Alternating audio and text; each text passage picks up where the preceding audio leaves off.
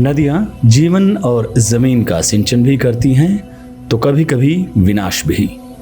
सच ये भी है कि जीवनदायिनी नदियाँ हर साल तबाही लाती हैं। खैर, गंगा किनारे जो लाशों की बाढ़ देखी वो मंजर कभी भी बुलाया नहीं जा सकता।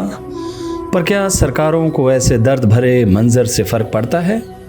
इसका जवाब आप अपने आप से पूछिए। कोरोना महामारी के दौरान अनगिनत मौतों के बाद सरकार के नाकामियों की चर्चा हुई।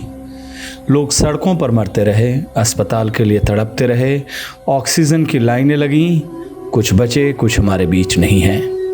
दिल्ली में बैठी भारत सरकार अब व्यस्त है। मंत्रिमंडल की चर्चा है, पर उस मंत्रिमंडल का क्या जो अपने लोगों के काम ना आ सके। किसान सड़कों पर है, मंत्री जी बात करने को तैयार नहीं। युवा बेरोजगार है, मंत्री जी के पास कोई समाधान नहीं। बीएसएनएल की स्थिति खराब है, दूरसंचार मंत्री ट्विटर से लड़ रहे हैं। रक्षा मंत्री शिक्षा की बात कर रहे हैं। प्रधानमंत्री से सवालों का जवाब स्वास्थ्य मंत्री दे रहे हैं। नीतीश कुमार मंत्रिमंडल में जगह मांग रहे हैं तो बिहार अपने सर से पानी उतारने की दुआ कर रहा है। सूबे की 11 प्रमुख नदियां लाल निशान को पार कर चुकी हैं। महानंदा और परमान नदियों का जल स्तर भी कई स्थानों पर खतरे के निशान से ऊपर है।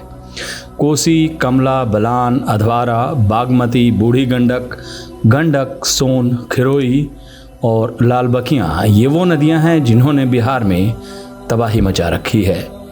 बाढ़ से इलाका करा रहा है, ज़मीन सिसक रही है, खेत डूब गए हैं। ज़िंदगी की मजबूरी ऐसी कि पीढ़ियाँ पलायन करने को मजबूर हैं।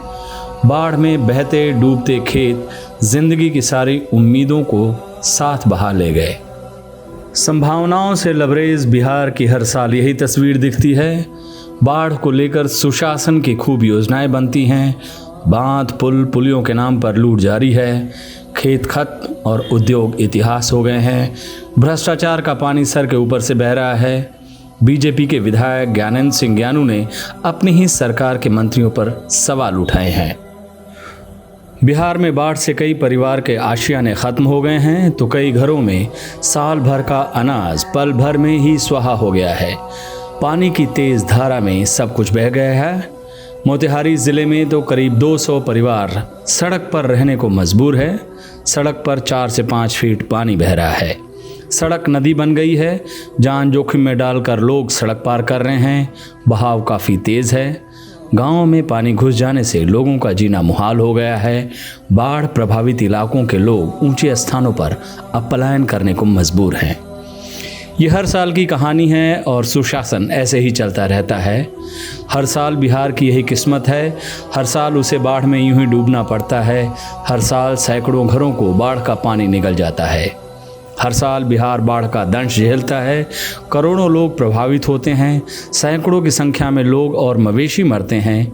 कई लापता हो जाते हैं। करोड़ों रुपए की फसल जलमग्न हो जाती है।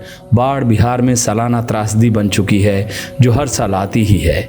यही कारण है कि बिहार देश का सबसे ज़्यादा बाढ़ प्रभावित इलाका है और इसमें भी उत्तर बिहार के लगभग 76% आबादी हर साल बाढ़ से ग्रस्त रहता है। उम्मीदें तो बाढ़ में डूब जाती हैं और बंजर खेतों ने ऐसा दर दिया कि पलायन मजबूरी बना देती है।